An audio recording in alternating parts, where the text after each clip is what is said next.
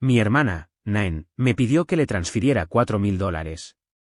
Cuando me negué, me arrojó su copa de vino, gritando, «Me debes la vida».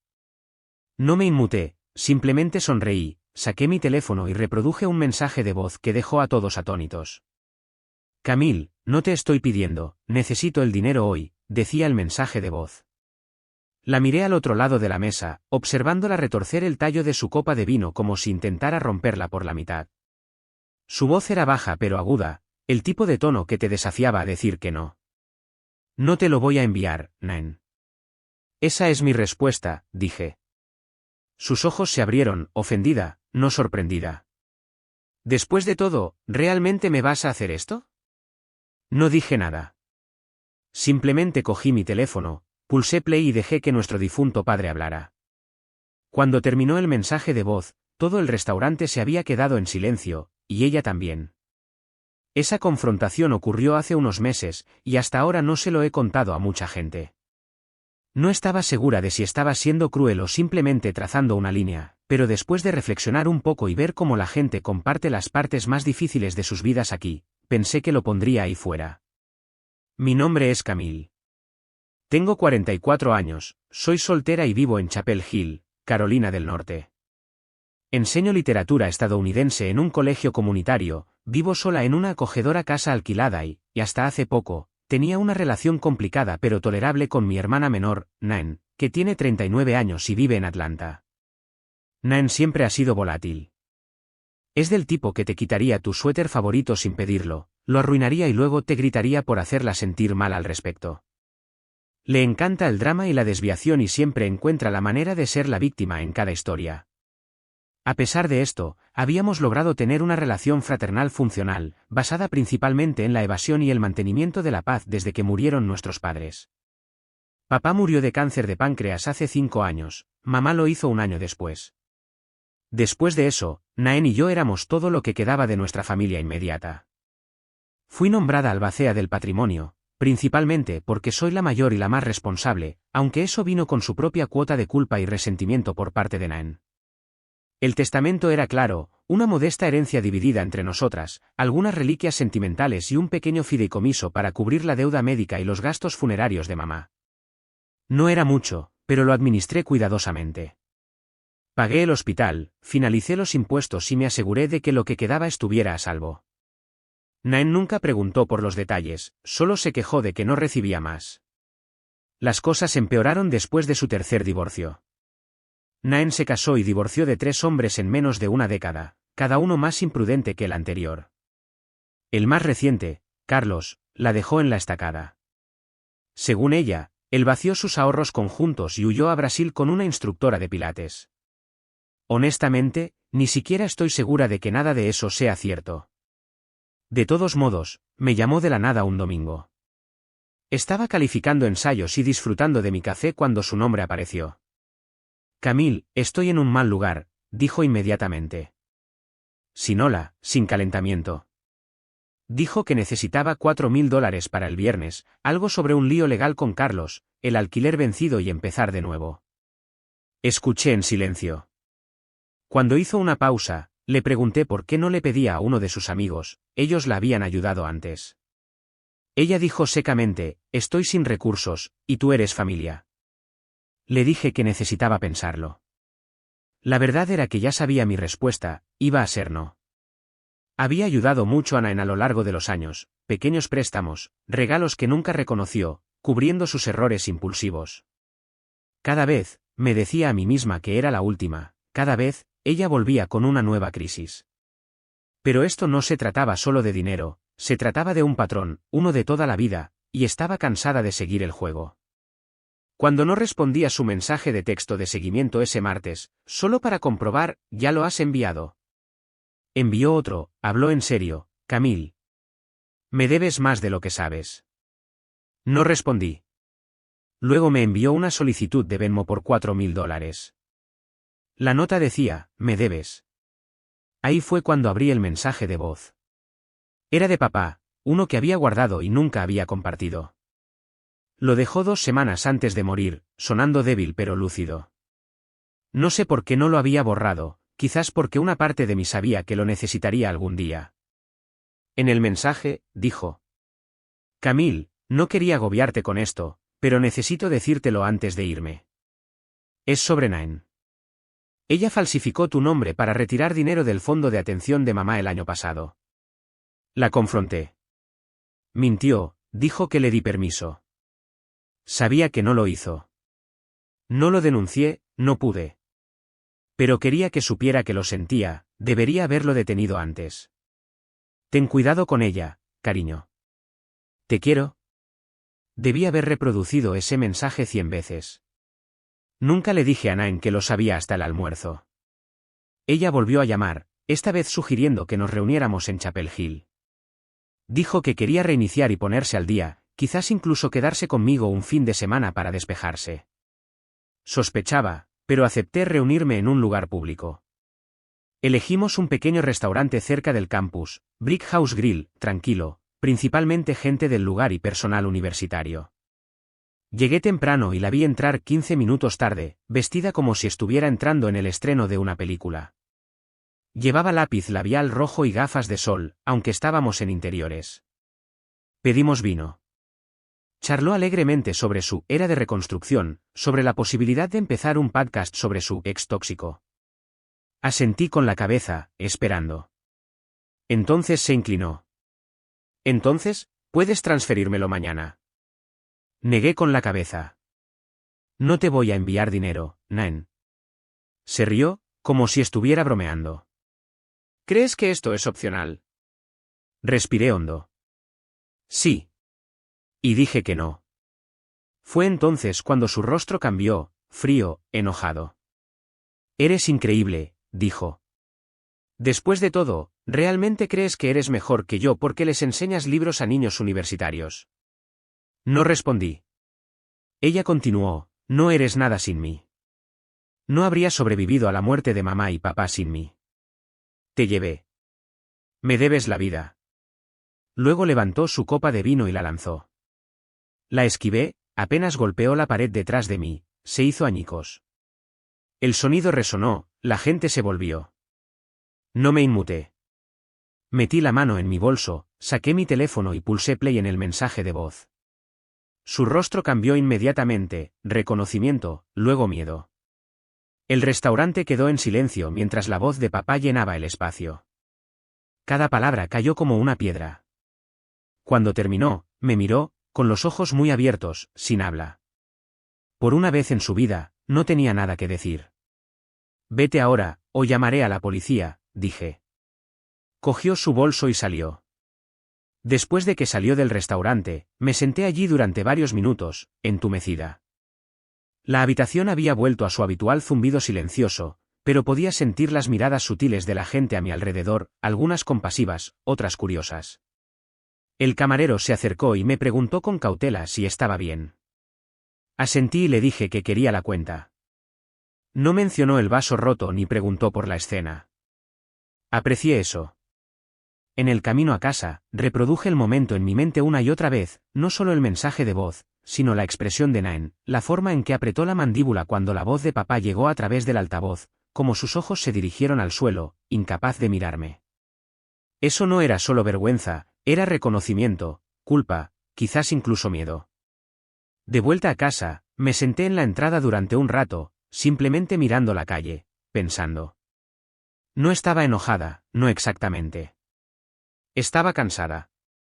Cansada de interpretar a la hermana responsable, cansada de llevar el peso del lío de nuestra familia, cansada de intentar explicarme a alguien que nunca estaba realmente escuchando. No tuve noticias de Nain durante 3 días. Luego recibí un mensaje, no una llamada, un texto, no tenías que humillarme. ¿Eres cruel? Eso fue todo. Ninguna mención del mensaje de voz, ninguna disculpa por el vaso, nada sobre lo que dijo papá, solo una frase destinada a retorcer el cuchillo. No respondí. Pasó una semana. Volví a mi rutina habitual, trabajo, recados, paseos por el arboreto detrás de la universidad.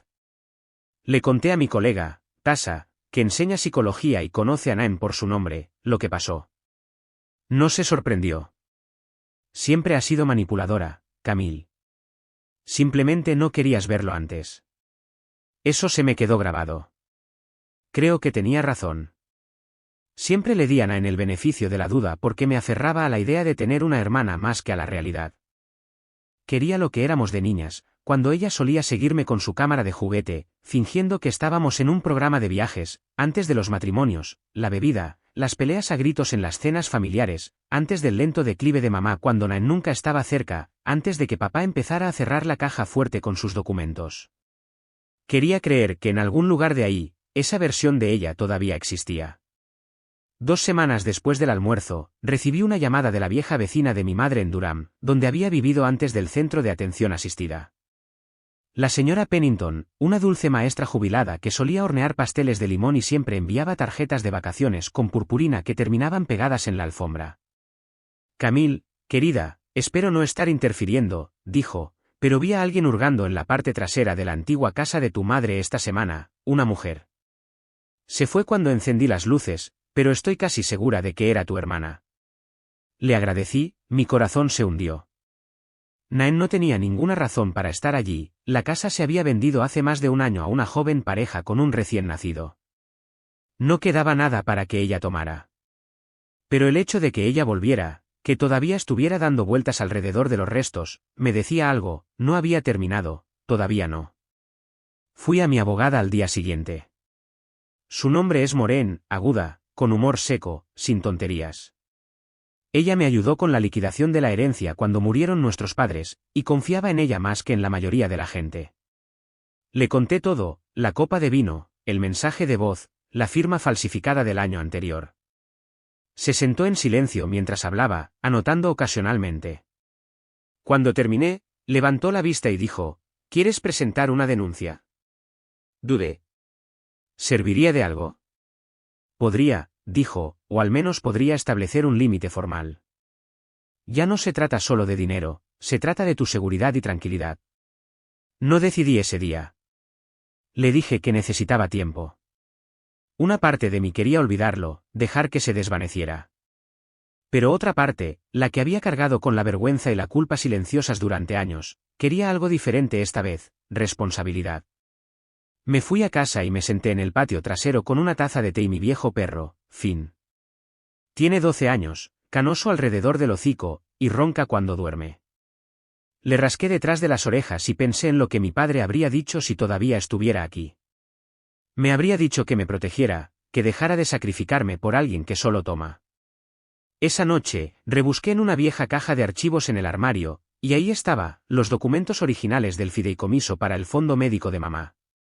Y justo ahí, en uno de los formularios de retiro, había una firma con mi nombre que no era mía. Maureen había dicho que si teníamos pruebas contundentes, y el mensaje de voz, podríamos construir un caso, no necesariamente para procesar, sino para enviar un mensaje. Escaneé el documento y se lo envié. 2 días después, ella me devolvió la llamada. Tienes un caso, dijo. Uno bueno. No me sentí vindicada, solo triste. Luego, una semana después, otro mensaje de Naen, ¿realmente vas a destruir a tu única hermana por un mensaje de voz? A ese sí le respondí. Escribí, no destruí nada, simplemente dejé de fingir que no lo hiciste. Luego la bloqueé. Pero ella no había terminado. 3 días después de bloquear su número, recibí un correo electrónico. Procedía de una cuenta que no reconocía, pero el asunto me heló la sangre, no eres tan inocente como crees. Era Naen. Lo abría regañadientes, ya preparándome. El cuerpo del mensaje era corto, quizás 6 líneas, pero goteaba veneno. Crees que eres la niña de oro, la mártir, pero siempre hiciste de víctima. Papá te favoreció, eras débil. Tomé lo que merecía, él me debía, y tú también. Puedes correr a tu abogada y llorar en tu té todo lo que quieras, siempre serás la que está sola. Me quedé mirándolo, con los dedos sobre el teclado, preguntándome qué tipo de respuesta, si alguna, importaría siquiera. Escribí varias respuestas, las borré todas, no porque no tuviera nada que decir, sino porque finalmente me di cuenta de que ella no buscaba claridad, buscaba una pelea, una nueva ronda en una batalla que nunca acepté. Reenvié el correo electrónico a Maureen. Su respuesta fue rápida, esto fortalece nuestro caso. Ella está reconociendo que tomó el dinero y lo ve como un derecho, no como un robo. Guarda todo. Empecé a compilar un archivo, capturas de pantalla, mensajes, cronologías, incluso notas de conversaciones pasadas que podía recordar con fechas y detalles. Se sentía surrealista, documentar a mi propia hermana como si fuera una extraña que se había colado en mi vida, pero seguí adelante. Una semana después, recibí otra llamada, del antiguo contador de mi padre, Henry. Él había manejado sus impuestos durante casi 20 años y se encargó del papeleo después del fallecimiento de papá. No había hablado con él desde que se liquidó la herencia. Camille, dijo, con voz pareja, espero no interrumpirte en un mal momento. Estaba revisando algunos archivos antiguos de la herencia, ya sabes cómo tenemos que hacer la revisión archivística de 5 años, y encontré algo que pensé que deberías saber. Describió un retiro realizado de una de las cuentas de inversión de nuestro padre 6 meses antes de su muerte, una transacción de $12.000 autorizada con nuestros 2 nombres, pero yo nunca firmé nada. ¿No aprobaste esto?, preguntó. No, dije. No tenía ni idea de que siquiera existiera. Dudó, luego dijo, se envió a una cuenta a nombre de Ann Rutherford. Naen había tomado dinero de nuevo, antes de que mamá muriera, incluso antes del mensaje de voz de papá. Esto no era un lapso de juicio único, era un patrón, una red de movimientos calculados, mentiras y manipulación. Se había aprovechado de un hombre moribundo, y luego vino a mí pidiéndome más. Esa noche, no pude dormir. Me senté en el suelo de la sala de estar, rodeada de papeles, mi computadora portátil y blocs de notas. Finn se acurrucó a mi lado. Empecé a escribir, no para ella, sino para mí. Cada recuerdo que podía pensar que pudiera conectar, cada migaja financiera, cada vez que algo se sentía mal en los últimos años, pero lo descarté como estrés o dolor. Y pensé más atrás, a un viaje familiar cuando tenía 15 años y ella 10. Papá nos había dado $20 a cada una para gastar como quisiéramos durante una parada en Asheville. Compré un libro y un imán. Naen dijo que había perdido los suyos, lloró, hizo una escena. Le di $5 por compasión.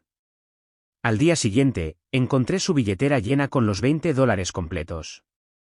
Siempre había sido así, solo a menor escala.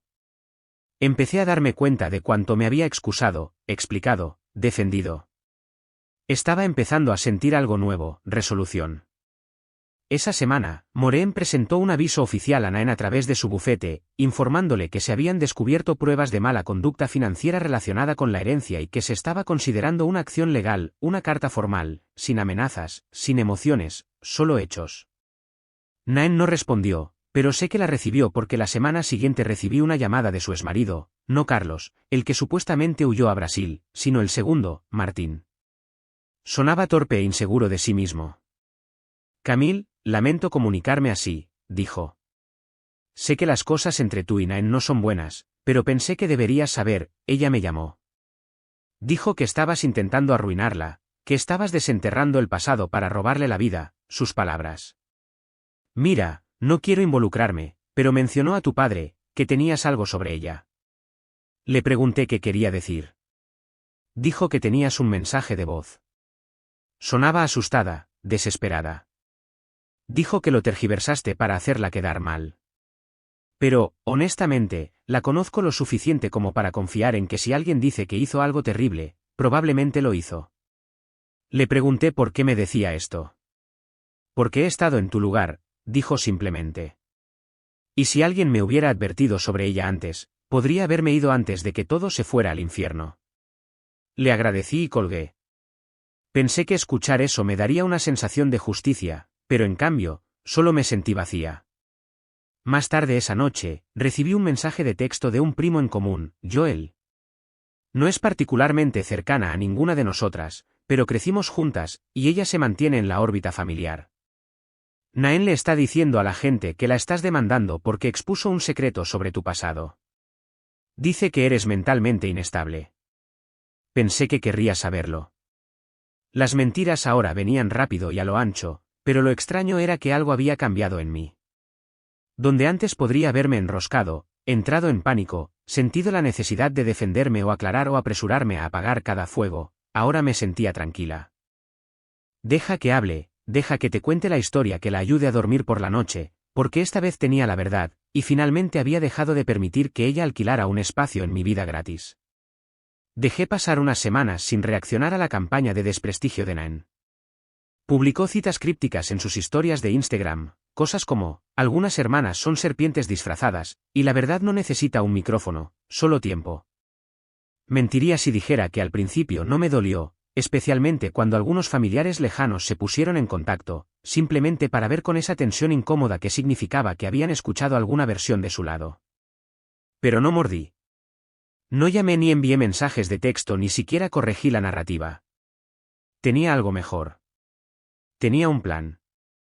Con la ayuda de Maureen, compilé todo, los documentos falsificados, el mensaje de voz, los extractos de retiros fraudulentos y copias del papeleo de la herencia con firmas notarizadas que claramente no coincidían con las mías. Maureen preparó un informe formal y lo envió a la División de Fraude Patrimonial del Departamento de Justicia de Carolina del Norte. Esa fue la primera jugada de ajedrez. La segunda fue más sutil. Me puse en contacto con el centro de atención donde mi madre se había quedado durante su último año, aquel donde la firma falsificada de Naen había autorizado el cambio de fondos. Pregunté si podía hablar con su coordinador financiero sobre una posible auditoría de los servicios prestados y los pagos recibidos. Fueron cooperativos. Y lo que encontraron fue oro. Al parecer, se había realizado un pago anónimo al saldo de nuestra madre poco después de la muerte de papá, $2.500 en efectivo, sin fuente rastreable.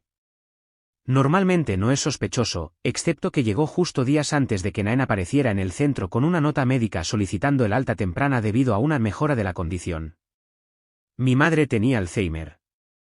No hubo mejora. Eso se convirtió en mi tercera palanca. No lo llevamos a los tribunales, todavía no.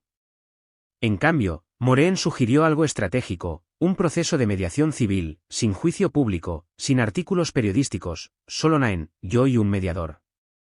Se llevó a cabo en una tranquila suite de oficinas en Durham. Naen parecía cansada, demacrada, incluso su estilo habitual estaba apagado. No llevaba lápiz labial rojo esta vez, llevaba jeans y una sudadera con capucha, como si quisiera desaparecer en ellos. No me saludó cuando llegué, no levantó la vista cuando la mediadora se presentó, simplemente se sentó allí con los brazos cruzados. Maureen abrió la carpeta y expuso los documentos, los retiros falsificados, la transcripción del mensaje de voz, el papeleo de alta del hospicio. El rostro de Naen se sonrojó, pero aún intentó restarle importancia. Estaba autorizada. Camille me dio consentimiento verbal.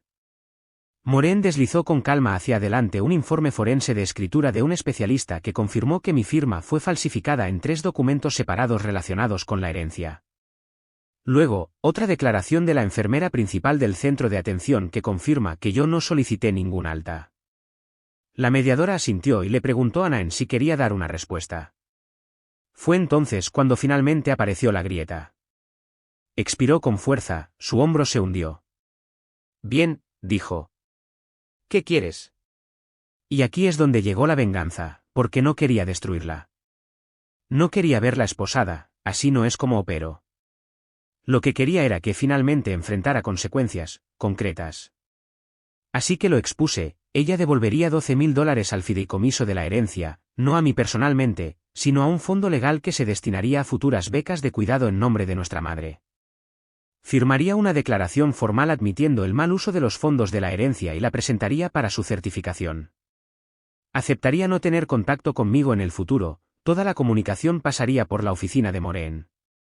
Y, por último, asistiría a un curso de responsabilidad financiera, uno diseñado para adultos que han cometido fraude, organizado por una organización sin fines de lucro que trabaja con delincuentes de cuello blanco. Al principio, se burló, puso los ojos en blanco, pero cuando Maureen mencionó que la falta de cumplimiento resultaría en que siguiéramos adelante con cargos criminales, con una lista de testigos muy dispuesta, se calló y aceptó. Firmamos todo ese día. Al mes siguiente, Naen realizó su primer pago, probablemente con dinero que pidió prestado o robó a alguien más, pero se liquidó. Las becas se establecieron en nombre de mamá con la fundación del colegio comunitario donde enseño, un legado silencioso pero apropiado. ¿Y la mejor parte? El mensaje no solo llegó a Naen. Los miembros de la familia empezaron a llamar, no para cuestionarme, sino para disculparse. Joel envió flores. Los tíos con los que no había hablado en años se pusieron en contacto, diciendo, no teníamos ni idea de lo que estabas pasando. Y Martín, el segundo exmarido, envió otro correo electrónico, hiciste algo que la mayoría de la gente no hace, la hiciste responsable. Espero que sepas lo raro que es eso. ¿Pero qué sé yo realmente el final? Recibí una carta por correo, escrita a mano, letra descuidada, sin dirección de remitente, pero sabía de quién era. Hice cosas de las que no estoy orgullosa. Hiciste bien en cortarme. Lo siento. Simplemente no quería sentirme un fracaso, pero lo soy. No merecías lo que te hice.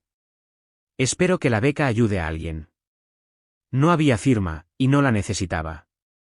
He guardado la carta en un cajón junto a una copia del mensaje de voz de papá, no porque necesite recordatorios de lo que ella hizo, sino porque representan un punto de inflexión, un capítulo cerrado.